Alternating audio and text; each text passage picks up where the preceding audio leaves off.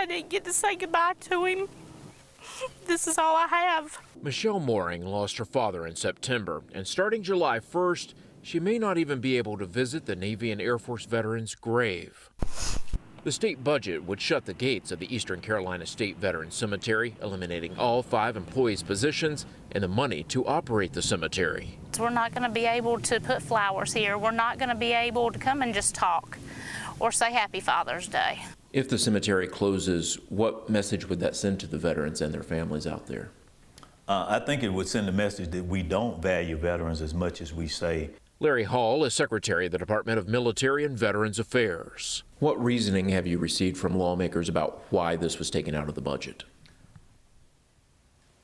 I can't say I've been given a good reason why. I called one office and they actually didn't even want to hear it. They pretty much hung up on me and said no comment and hung up.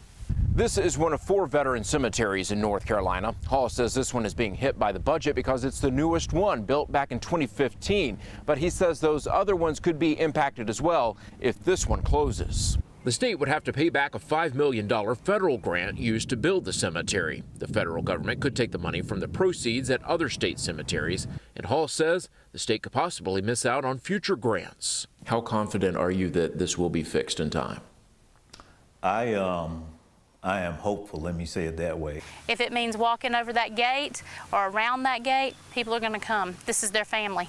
In Goldsboro, Justin Quesinberry, CBS North Carolina. Oh, yeah, I didn't know that. I didn't know that was it. I can't believe it. Bobby Gersten seemed surprised to see his photo on the wall at the Carolina Basketball Museum. I think this is the greatest thing ever. Gersten played at UNC from 1938 to 1942. I played against Duke 18 times, baseball and basketball. We won 10. After graduation, Gersten stayed involved at UNC. That's my buddy. He says he helped Coach Frank McGuire bring Dean Smith to UNC. That's one of the great people. As assistant coach after Gersten turned the job down. He says, then help me. Here's a book of 50. Pick one. I picked Dean Smith.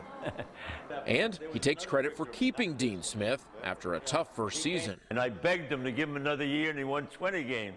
Then Gersten says Coach Smith asked him to recruit another legend. You know, one of the things he asked me, would you go and see a guy named Michael Jordan at Wilmington High School? He says, I think we might want him. See what you think. So he takes credit for Michael Jordan, too. Yeah, I will, sure. And now at 96 years old. 96 and a half. Excuse me.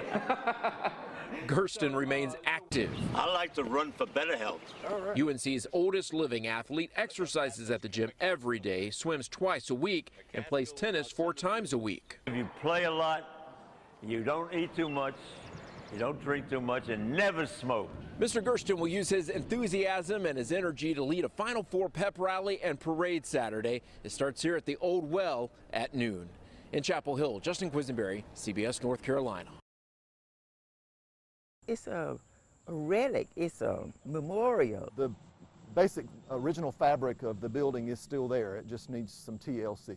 Under decades-old renovations lies a 1.5-century-old history that educator Carolyn Ennis, this building would have had more windows, and Johnston County Heritage Center Executive Director Todd Johnson have been uncovering for 6 years. This is, one of the earliest school buildings that we know of for African Americans in our state, in our country. The house on North 4th Street in Smithfield was built in 1869 as a school for newly freed African Americans. Those were the shoulders that we are still standing on, and so many people don't know that. We just are not aware of very many Freedmen's Bureau schoolhouses left in the United States.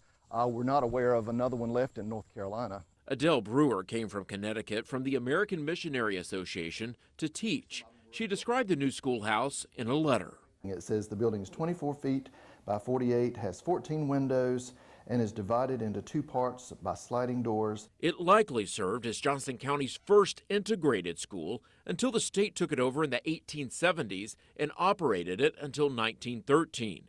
Johnson and Ennis both knew a woman who went to school in the building.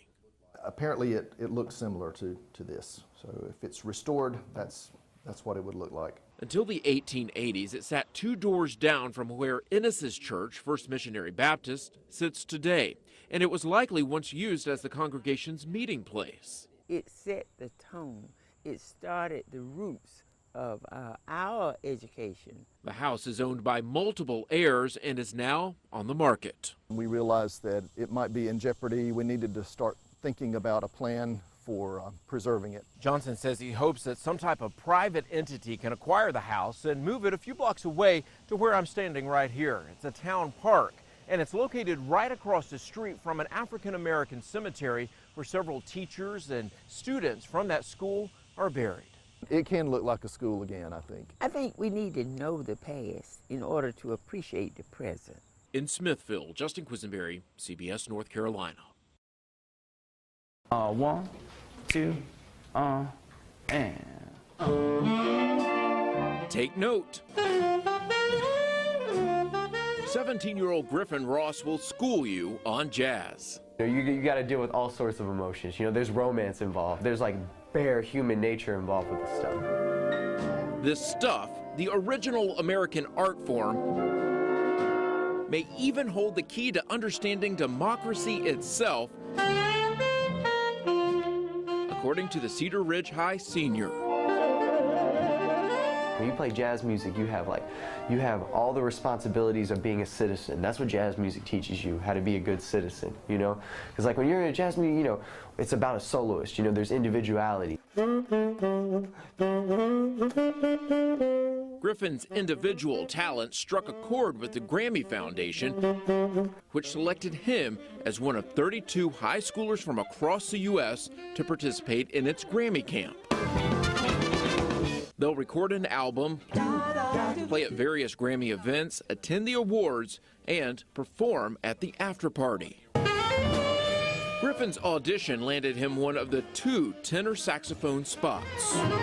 It was just like all the greatest feelings you could imagine. You know, a lot of relief too. You know, you just feel like, wow, you know, I finally made something, you know, that I'm really, really proud of. Out of all he will see and do, Griffin's most excited about Playing with people, man.